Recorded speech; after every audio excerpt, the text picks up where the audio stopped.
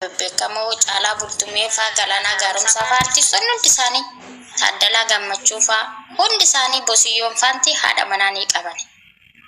Mucaan kun akka alaabaatti intala tana rarraafatee deema bakka hundatti hoo deema. Ba'ee sooshaal miidiyaa irratti gaafa eebba albaama isaa uummata dila kana fuuldura waltajjiirra dhaabbatee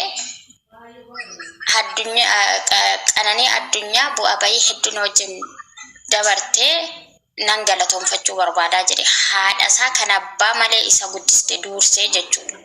Isheedhaaf duursa kenne. Bakka hunda bakka deemutti mee bakki Andu'aalam kotteensaa ga'ee micoontuun biraa dhabamte erga waggaa lamaa asiiti natti hima.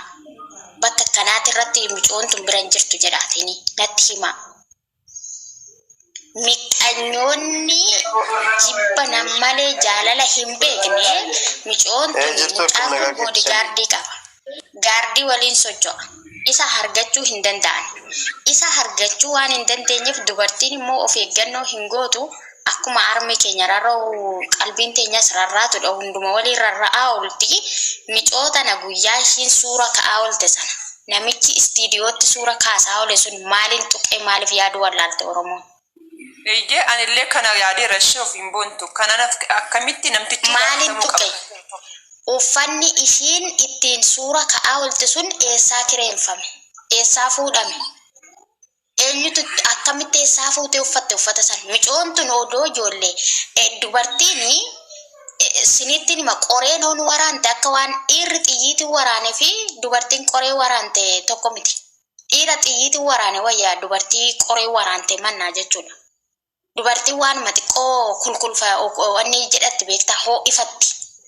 Micoontuun amma odoo mucaa kana wajjin mana keessa nagaan qabaanne suura sana akkasitti gammachuudhaan iddiddishii afaan hidhii addaan harkistee ilkaan ishii 30 meeqa hargisiisaa suura kaatee biyyoon ishii salphattu. Odoo mucaa kana wajjiniin xiqquma ishee hacuuccii wayii mana keessa jiraate. Dhiirri immoo dubartii jaalala ishii hin qabne dubartii akka isaan jedhan kana godhu gubanii balbalaa fi wiigii 70 mataa irratti of jijjiiraa huccuu meeqa ofitti jijjiiraa akka isheen miidiyaa irraa akkanatti fataa jettee jiraattu nama taasisaa odoo jaalala ishee hin qabaanne. Namichumti istiidiyoodhaa sun namni isa akkatti argatu dhabe. Ana akka intala namaa takkaatti. Diinni karaa baay'eedhaan maaliif waan baay'ee godhaa turan waan ta'eef lafa nama keenyaa miti lafa keenyayyuu lukkuu gurraatti fi antuuta gurraatti keessa hawaalanii saamaa turan waan ta'aniif mucaa kana erga gaafa inni albaama isaa eebbisiiseeti ilkaan itti qaraa jiran halkanii guyyaa. Indeeti Itoophiyaa ayyar maangad lassu sponsaroone jedhanii paablikii irratti baanii dubbachaa turan. Isa karaa argatan dhabanii torbee lama dura immoo isa ajjechaadhaaf yaaliin ajjechaa irratti raawwatamee ture jedhan. Isa waan akkatti argatan dhabanii fi micootana wayiin tuqanii inni irra yoo gadi darbe akka inni gadi darbu ishiin irra yoo gad of darbite akka ishiin gad of darbitu namichuma istiidiyoo isaatitti micoontu suura ka'aa oolte suniyyuu qoratamuu qaba. Maaliin akka tuqan? Maaliif seete amma gizee tokko gaayaannu ani sirrarreen beeku dhiifama gaafachaa oduu ati dubbattuun intini seenee gaafii baay'eetu ka'aa jira beektaa amma ani akka kiyyaatti gaafii baay'een nu keessa ka'aa akkuma ati jetti ani iddoon hoggaan mucaan sun eebba isaa sana eebbisiisaa jiru san biyyaan jira hojjaa mangistiit irra ture barsiisan ture na uummata baay'ee iyyaa ture beektu namni tokko artistiin Oromoo keessaa baay'ee akka beekame namni hin beekne xalaata baay'ee akka qabna akka qabnu hundi keenyaa ni beekna. Tokkoffaa yaaduu hin qabnu maali seetan gaafa Hacaaluun du'e namni sirriitti ilaaluu hin qabdanii Hacaaluun odoon duune torbee tokkoon dura miidiyaatti waamanii waan hin jirre gaafachaa dhageechuu beektu miti. Odoon duune torbee tokkoon dura miidiyaatti waamanii waa'ee farda saniifaa waa'ee namitti 6 kiiloo hedduu sanfaa sobanii gaafachaa turan. Eenyuun kana gochaa ture namuma keenyaan bitame jechuudha. Mucaan kana dubbatee torbee odoon guune du'e jechuudha miidiyaarra. Har'as bicaawwan tun dhattee footoo kaatee akkasitti uummaa nagarree footoo mashiita agarree footoo san kaatee deebitee duunis waan tokko gaafii keessa galchee jechuudha. Ammas waanuma fi haa ta'u nuyi mica'oo biyyeen itti salphattu dhiiga ishii waan bakka jirutti hin tini'aayidu xalaata baay'ee akka qabu Oromoon kana beeku yoom beekaani wanni nagaramu yoom Oromoon akka xalaata baay'ee qabu yoom beekuu qabaadha ani gaafii natti ta'u.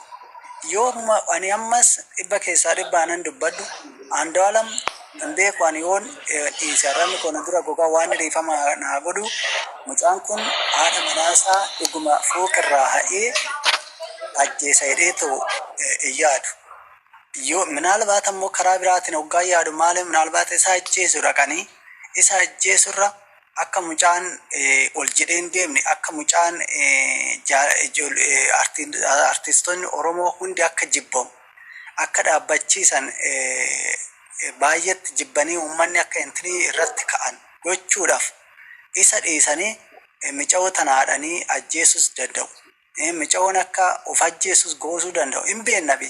Waan baay'ee beeknabe ijoollee har'a biyyarraa bannus Addis Ababarra mana kiraafaa galanii mana kiraafaa namatti galanii mana kiraafaa qoricha isaaniitiin uummata meeqa keessaa balleechanii maraachanii mana isaanii mana ijoollee keenyaa mana saba keenyaa warri maqaa ofiititti naanneeffatee jira. Waan baay'ee jira ijoolleen dhaabbannee sila laalle malee dhaabbannee walii yaadnu sila walii yaadne malee waan baay'ee jira. Mucaan kunarraa haa godhuu baatus ani beeku akka inni goone immoo dhibba keessaa dhibba nan beeka. Garuu karaan nuyi itti dubbannu iyyuu karaan nuyi yaada kennan iyyuu karaan nuyi yoo namni tokko dubbate miidiyaa irratti yoo namni tokko waa ba'eetu waan mantaan hin dubbanne namicha sanii karaa gaarii karaa ta'uu qabe deebii kennuu qabna. Miidiyaa baay'ee hin beekna garuu namni keenya miidiyaa baay'ee xaqqabamaa jira. Miidiyaa sanirratti garuu waliin dhaabbatu jechuudha. Ani ammas baay'ee anna intineedu isin jammartanii waan jammartan kana ammas itti deemuu qabdu. Amma seeratu dhiiga mica'oo tanaa baasettanii yaadinaa yoomumayyuu. Ana caaluu dhabnee ani mucaa sargi keessatti xiyyittidhaan shuguxirra rukutassuun eenyu maqaa isaarra irraa fadheessa dhabnee. Kanaaf har'as kun karaa seeraatiin mica'oo tana eenyutu akka ajjeese akkamitti akka tuutu hin arganneettanii yaadinaa yooma hin yaadamu jechuudha. Bakka torbee tokko darbe inni irraanfatamaa mucaa xinnoodhaaf intinu jechuu danda'u wayin hidhuu danda'u waan hin beeku amma akka inni jiru. Mucaan akka ol jedhee nama keessan dhaabbanne mucaan kun oo itti fufe beektu akka caaluu kana akka ba'eetu waan baay'ee hojjetu hin beeku. Akka mucaan mataa gadi qabatu godhee waan isaan haa gaafatu hundaafuu sa'aatii keessan baay'ee fudhadhee sinan dhaggeeffadha yoo yaada qabaadhe irratti deebi'ee galaa galatooma.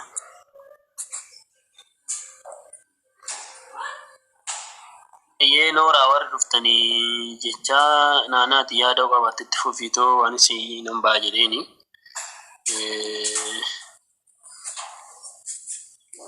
Kiyya akka waliigalaatti yaadni kiyya uummata Oromoo kana han keessa mul'ate sakaaluu barbaadaniiti malee mucaan hin ajjeesnedha kanan jedhan yoomuu kana murmuuf. Hin ajjeesu abadan hin ajjeesu. Ajjeesnaanis immoo tarii namni dogongoruu ta'a danda'a. Oromoon immoo seera qaba beektaa miti. Gumaas kaffalatee ofiifi miti uummatatu karaa aadaa Oromootiin hin gumaa baafata. Tarii dubartiin kun ganamaan kaatee waan adda addaa hojjetachuu dandeessi. Namni isa ajjeesuudhaaf qophaa'e mana keessas jiraachuu danda'a. Yakka kanas hojjechuu danda'anii istiidiyootti footoo kana hunda ka'aa oolte intalli tun ofisheefis of gaddarbis jedhee hin yaadu. Istiidiyoo keessatti footoo ka'aa turte akkuma duratti of hin boontuun jettee jechuudha. Wanta ishii godhan maalitti beekna? Hin beeknu ammas taanaan. Ijoollee Oromoo mataa isaanii cabsuudhaaf yookiin immoo Andu'aalam waggaa keessatti ko sirba 2 sirba 3 gadhiisaa jira. Waggaa takkitti keessatti jechuudha. Kanuma kanaaf itti dhimmamanii mataa isaa cabsanii akka inni mana hidhaa galu yookiin immoo akka inni du'a ishiitiif itti gaafatamu godhanii malee Andu'aalam gosa yoomiyyuu Qananii Addunyaa hin ajjeese jedhee ani hin yaadus hin shakkus. Awi yaande dhiifama naa godhiiti. Ani ijoollee dhumti dubartoota asirra yeroo kunoo sirriitti gaafatamuu qabu. Maaliif seeti? wanni isaanii miisajjiin isaanii baasanii too amma intini jechaa jirani xinnoo waan nama gaafachiisu. Hoggaasa maaliif akka waan guddaa akka obboloota akka goddanyaatti maaliif beeksisaba ta'uu danda'a? Isaaniyyuu kana godhan maalitti beekama? Isaaniyyuu kana godhan maalitti beekama? Anis amma nan shakkaan isaaniyyuu. Har'a isheen duutee jennaani mucaan kun akka mana hidhaa seenu ijoolleen kun otoo ogummaan oromummaa dhiiga oromummaa qabaatanii miseeji sana isheen duute ishee dhabneerra mucaa kana maaliif dhabne jedhanii otuma gochaa saayyuu ta'e intalli kuniyyuu isaanii barreessite miseeji kana dhoksuu qabani malee asirratti baasanii akkamiin mul'isan? Isaanumtuu rakkina guddaa qaban isarraa nama sarara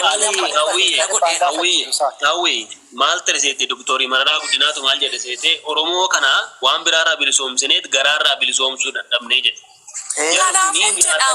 Kanaafuu jedhaman garaadha nyaatanii har'a mucaa dhugaa mucayyoos balleessanii mucaa kanas mucaas dhugaasaa balleessan. Oromoo cabsuudha malee mucaa kana cabsu. Wanticha miseejii san irratti baay'ee kan na gaddisiise akkanatti bakka yeroo hunda keessa kona nyaatu teekistimti saniyyuu teelegiraam irratti walii barreessanii miti mucayyoon kun duute dhugaa oromummaa qabaatanii dhiiga mucoota naa barbaaddanna jedhan malee akka inni mana hidhaa galuufi miti akkasitti ishee yaaddisaa ture. Jaalalli jaalalan ta'u minaamina jedhanii fuula feesbuuk isaan irratti maxxansaa kan turan.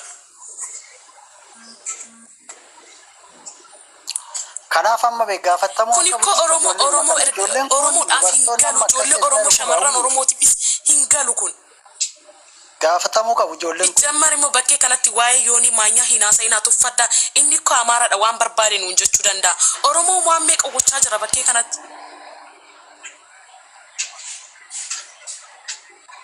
Awwiye ani gizee tokko ndawum isaan wayyaa hidhee hoggaan yaadu hin jira beektaa nama keenyaarra ani balleechaa jiru hangan nu deebisaa irraa nu cabsaa. Isaan dhiiga keenyaa miti waan barbaaden nuun jechuu danda'an. Ani amma yoonii maanyaa jechoota inni jedhu tokko isaa ittiin qabamu sababni isaa maal akka ta'e beekti beektaa dhiiga keenyaa miti ka saba keenyaa miti ka omaasiitiin fakkaatu saba biraati nu miidhuuf dhufe jette of eeggatta beektaa wanta akkanaa of eeggatta. Isaan kanaan immoo saroota kanaan akkamitti of eegdame natti. Ishee wajjin nyaatanii dhuganii garagalanii warra nama nyaattu akkamitti eeggatta. Kun ikkoo Oromummaa keessi dagachiisan yeroo tokko yeroo yaaddu. Ofiin boontu naanaatii galchi. Ofiin boontu naanaatii galchi. Anaan baay'ee na gaddisiise beektaa baay'ee gechi baay'ee na gaddisiise olola miidiyaa kanarratti olii gad oofan waggaa 13tti faradame birrii haganaatti faradame waan baay'ee haasaa jiru. Taa'uun qabu kun seerri hin jiru. Andu'aalam miidhame jechuun seerri hin jiru. Akka teettu kana hawwii argeen ture waan inni jedhu sanis argeen ture. Uummata keenyaaf hin galu waan akkanaa uummata keenyaaf hin galu yoonii maanyaa jettanii maal jettanii uummanni waan meeqa gochaa waan ta'e waa'ee waan boosti godhee jira. Ilaa hawwii amma wanna kanaan akkamitti fudhadhee yeroo tokko dheengadduma dhiyeenya kana shoobbii waan kana hojjechiisuu hin danda'a. An dhugaa dubbachuu waan san dhuguma akkatti rukutamtee rukuttaa natti fakkaatu Photoshopii akkanaan barameeti hojjetamee waan sana gadi baasee maxxansanii jiru. Isaan usin jedha bara inni sun amma fuula gara tokko dhoksanii fuula gara tokko ijji ishee akkanumatti otuma ilaaluu akkamitti aaran. Photoshopii suura hojjisiiseeti kan mucum isuma kanatti hojjisiisee bara yoonuma maanyaa kanatti hojjisiisee danda'e yaadan malee amma dhuguma san jedhee yaadoon namni keenya immoo jalaa sana fuudhee akkasitti poosti godhee faana maraatuun mee fakkeenyaaf namni kun eeganuma dhugaa ta'e. Ani waan si gaarramu Photoshopii sana jechuudha. Photoshopii sana waan si gaarramu maskii mangeetii iyyuu laxxaftee ittiin jechaa turte beektaa? Argaan ture. Ishii maqaa ishiitti warra bana ta'edha. Ishii natti fakkaanneen. Waa'een Oromoo baay'ee qanaan keessa koo kan na nyaatu keessa koo kan na gubu waa'ee Oromooti bakka Oromoodhaaf hin galu. Awwiya gizee tokko maal seete amma maqaa intini kana tiktookii kana maqaa nama baay'ee maqaa hundarra maqaa ijoollee Oromoo warra ijoollee Oromoo beekamaa ta'e maqaa isaaniitiin warri baneen jira. Maaliif kana godhe seetan maqaa isaaniitiin bananii sobanii maqaadhuma isaaniitiin Oromoo gadi cabsaa jiru. Oromoon immoo yoomuma ani barachuu hin dandeenye, ani ilma isaa guddifachuu hin dandeenye, ani ilmi isaa yoo bahe eebbifachuu hin dandeenye ta'aa jira. Waanuma hin beeku abaara guddaa akka qabnu ani natti mul'ataa jira. Gizee hundaan nu cabsus, awwal cabsus, annama cabsus ofii keenya nu'umatu wal Bari ko bari Oromoo afiin gallee malee yeroo daadhiin galaan du'ammaani jechuudha. Daadhii galaan maatiin keenya baay'ee walitti siqa. Karaa isaanii karaa maabshooftu kana beekta. Yeroo baay'ee wanti naan galle maal akka ta'e beekta. Du'a isaati irratti Oromoo shakkame. Naannoo inni itti du'e immoo kan jiru eenyuun warra Amaaraadha. Du'a isaa irratti garuu kan shakkame Oromoodha. Haacaaluun du'eera. Oromoota irratti shakkame. Qoy kana dhaggeeffadhu. Du'a Haacaaluun deessaa irratti eenyuun shakkame Oromoon shakkame ta'uu hidhan. Maarree karaa Eenyu jedhanii yaamii xilaa'uun moo yaamii xilaa'uun jedhanii moggaasan. Juwaan Mahammad jedhanii moggaasan. Waa yeroo tokko hawwi haceebbar naajjeeftu jedhee afaan Oromootiin kan dubbate bari viidiyoon isaan jira sagaleeni jaalbattee urgeessaa eenyutu ajjeese maana ajjeessu jedhee oduu afaan Oromootiin itti dubbatu ajjeesanii miti hin jira bar sagaleen isaanii Oromoodha kan ajjeese jaalatanii jibbitanii. So kana koo kan ofiin bootu kan na aarsaa jiru waa'ee shamarran dubartoota kunoo profaayilii irra gootee jirtu kun kan na aarsee miiseejuma isaanii teelegiraam irratti walii barreessaniiru miti. Erga isheen duuteen booda isa maxxansu maal jechuudha mucaan nama miiseejiin sunillee feekidha hawwi miiseejiin sunillee feekidha kana oona jedhanii mee yeroo tokko miyuutiidhaa qabaddaa miyuuti qabachaan oole waan ta'eef.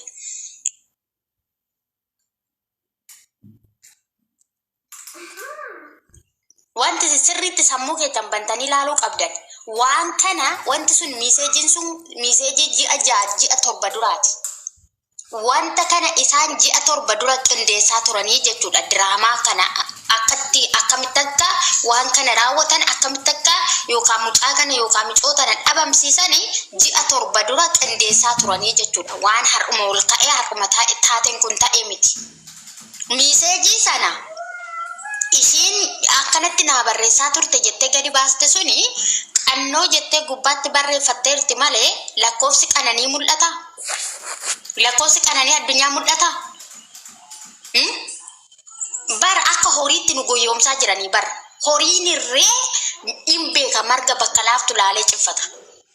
Intalli tun amma mooneeti beeksisaa tun amma maal jette gaafa duraa akkaawuntii feekidhaan gadi lakkifame feesbuukiin sun kiyyaa miti feekidha maqaa kiyyaan baname malee jette. Garuu gaafa uummanni seeraan gaafatamuu qabdi maal jedhanii xusxusiin tokko dudubbata dhattee kaaste maxxansa sana maaliif kaaste erga akkaawuntii feekii ta'e.